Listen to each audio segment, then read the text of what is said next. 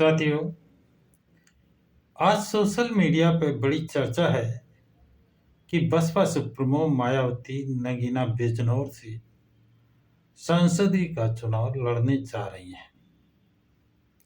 ये चर्चा क्यों गर्म है,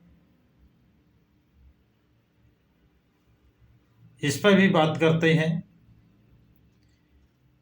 ऐसी बातें कहां से आई, ये जानना जरूरी है।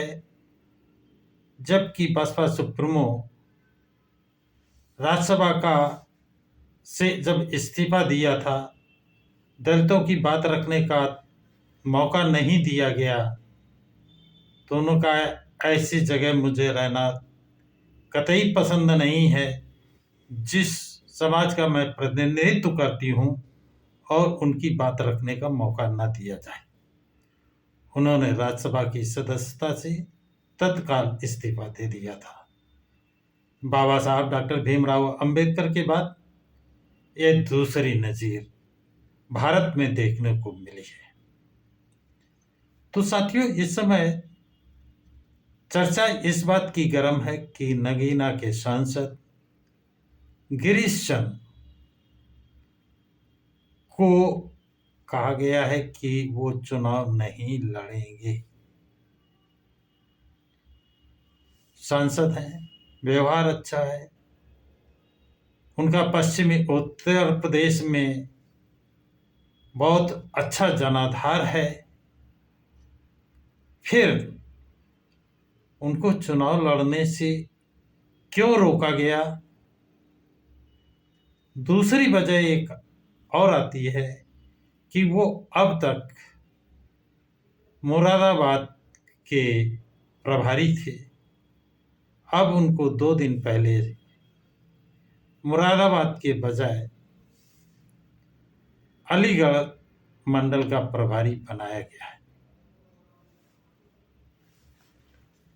अब गिरीश चंद जाटो चुनाव नहीं लड़ेंगे, तो फिर सवाल उठता है कि नगीना बिजनौर से सांसद का चुनाव कौन लड़ सकता है?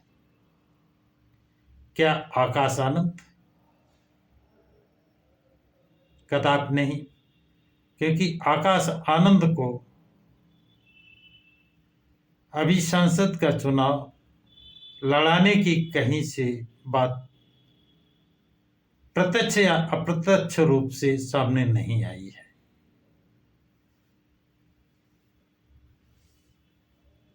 क्योंकि इस समय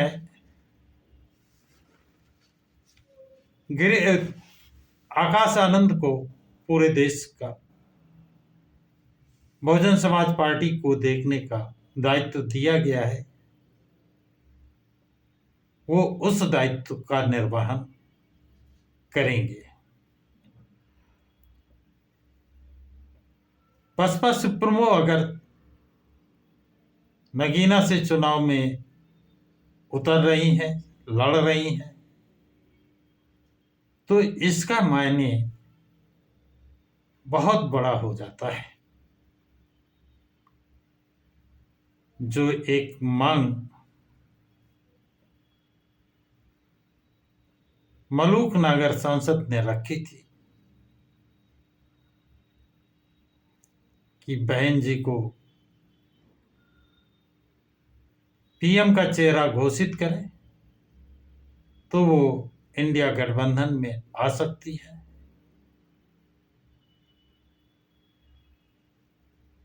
आज इसी बात की चर्चा आम है। सारे मीडिया चैनल इसी कयास में लगे हुए हैं,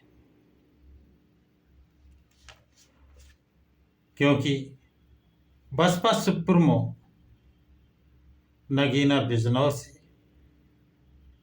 पहले भी सांसद रह चुकी हैं और उनको पूरे देश में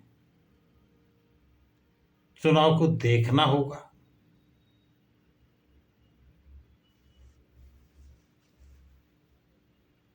जो चुनाव देश में देखेंगे या अपना चुनाव क्षेत्र देखेंगे?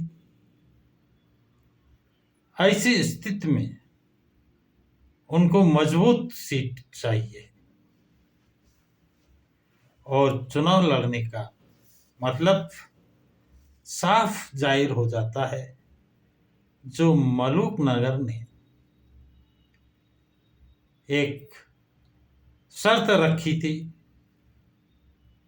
वो शर्त क्या इंडिया गठबंधन ने स्वीकार कर ली है?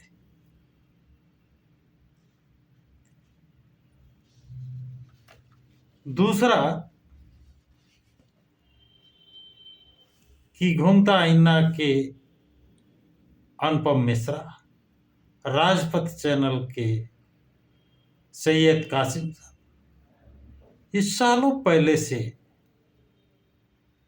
कह रहे हैं कि नरेंद्र मोदी के सामने अगर कोई प्रधानमंत्री का चेहरा हो सकता है तो वो सिर्फ और सिर्फ बसपा सुप्रीमो मायावती ही है। नरेंद्र मोदी के सामने मल्लिकार्जुन खड़गे फीके हैं, नीतीश कुमार मुख्यमंत्री बिहार वो नहीं टिकते हैं, ममता बनर्जी नहीं टिकती हैं, शरद पवार नहीं टिकते हैं, राहुल गांधी भी श्री नरेंद्र मोदी प्रधानमंत्री के सामने नहीं टिकते हैं। एक ही चेहरा भारत में है और उस चेहरे के विषय में पुण्य प्रसून वाजपेयी ने एक बहुत बड़ा वीडियो जारी किया था कि अगर कोई एक चेहरा है जिसे प्रधानमंत्री पद का दावेदार घोषित कर दिया जाए तो इंडिया गठबंधन निश्चित जीत जाएगा और उस चेहरे के सामने नरेंद्र मोदी का चेहरा फीका पड़ जाएगा। ये दावा पुण्य प्रसून वाजपेयी ने कुछ दिन पहले ही किया था। तो क्या इंडिया गठबंधन उस चेहरों को सामने लाने का प्लान बना लिया है? कुछ ना तो कुछ है। ये पत्ते आज नहीं कल नहीं एक दिन जरूर खुलेंगे। कब खुलेंगे? अभी हमने भी परसों एक वीडियो बनाया था जिसमें हमारे साथ एसआर बौद्ध थे। उनसे मैंने ये सवाल किया था किसी ने नरेंद्र मोदी के सामने विपक्ष में कौन सा ऐसा चेहरा है जिसे प्रधानमंत्री का दावेदार घोषित किया जाए, तो उन्होंने भी इस बात को कहा था इंडिया गठबंधन के जितने भी चेहरे हैं वो नरेंद्र मोदी के सामने फीके हैं, कोई भी चेहरा सामना करने लायक नहीं है। सभी चेहरे क्षेत्रीय हैं और उनका दूसरे क्षेत्र में ना तो प्रभाव है, ना वोट है और ना धमक है। उन्होंने भी इस बात का दावा किया था एक ही चेहरा, एक ही आयरन लेडी, वो है बसपा सुप्रीमो मायावती। उनको अगर इंडिया गठबंधन प्रधानमंत्री का चेहरा घोषित करता है तो मायावती के सामने श्री नरेंद्र मोदी का चेहरा फीका पड़ता है। भारत में एक ही ऐसा चेहरा है और जिस दिन बसपा सुप्रीमो मायावती का प्रधानमंत्री पद की दावेदारी घोषित की जाती है, आप मान लीजिए दलित मुस्लिम एक साथ एक मंच पर और पूरे भारत में खुशी की लहर, भारत में नहीं जितने भारतवासी विश्व में हैं उनमें एक खुशी की लहर दौड़ जाएगी। ओबीसी के लोग भी इस बात का इंतजार कर रहे हैं कि बहन जी को पीएम का चेहरा घोषित किया जाए।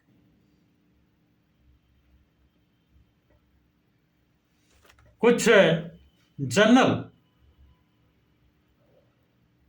लोग भी इस इंतजार में हैं, जनरल समुदाय के लोग भी, यहां तक कि कुछ ब्राह्मण भी इस इंतजार में है कि अगर बहन जी को पीएम का चेहरा घोषित किया जाता है तो हमको भी उनके साथ जाने में कोई दिक्कत नहीं होगी। अब सबकी मांग, सबकी आशाएं, सबकी उम्मीदें इंडिया गठबंधन पर टिकी हुई हैं कि वो कितने जल्दी बसपा सुप्रीमो को प्रधानमंत्री का चेहरा घोषित करें। देखना यह है कि क्या ये असली जामा कब पहनाया जाएगा या सिर्फ बातें रहेंगी। दूसरी जो सबसे बड़ी बात है कि अभी बसपा सुप्रीमो उन्होंने अपने पत्ते नहीं खोले हैं। वो अब तक अपनी उसी बात पर कि हम अलग चुनाव लड़ेंगे। अभी कल ही एक वीडियो में देख रहा था, AIMIM के प्रदेश प्रवक्ता ने कहा कि बहन जी ही प्रधानमंत्री का चेहरा हो सकती है। अगर उनको प्रधानमंत्री का चेहरा घोषित किया जाए तो हम मुस्लिम समाज पूरा बहन जी के सपोर्ट में है।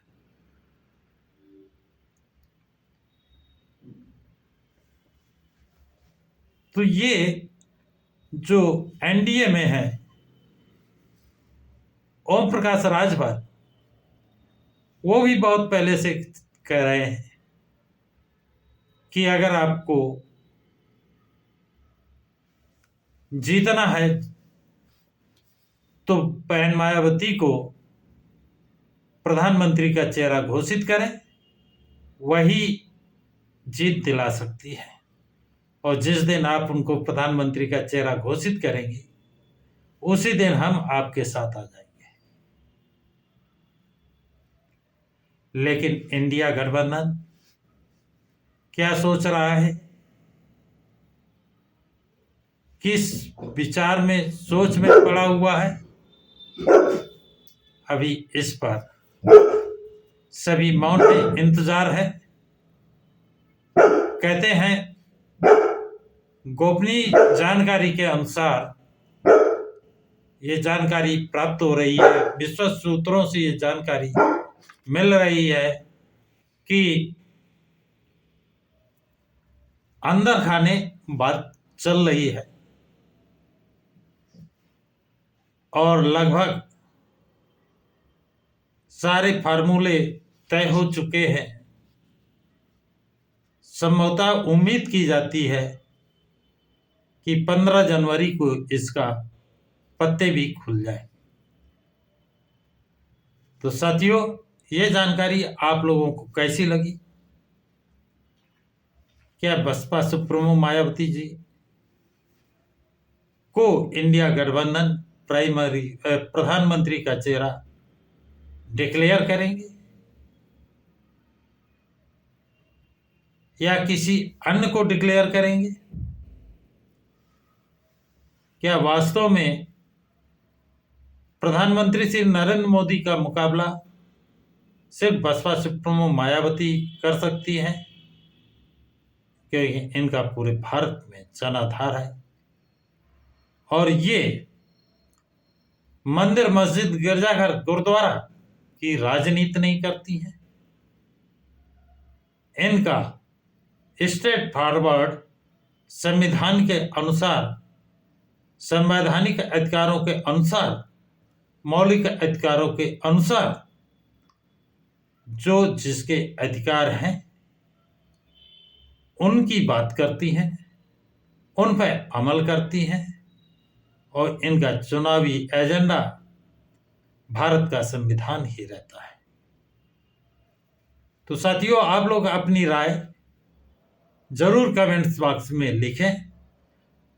आज की जानकारी इतनी ही। और कोई जानकारी उपलब्ध होती है तो जरूर अपने पाठकों को उपलब्ध कराऊंगा। तो सभी साथियों को जय भीम, नमो बुद्धाय। हाँ, इस वीडियो को अधिक से अधिक लाइक, शेयर, सब्सक्राइब जरूर करें। सभी साथियों को जय भीम, नमो बुद्धाय। जय संविधान।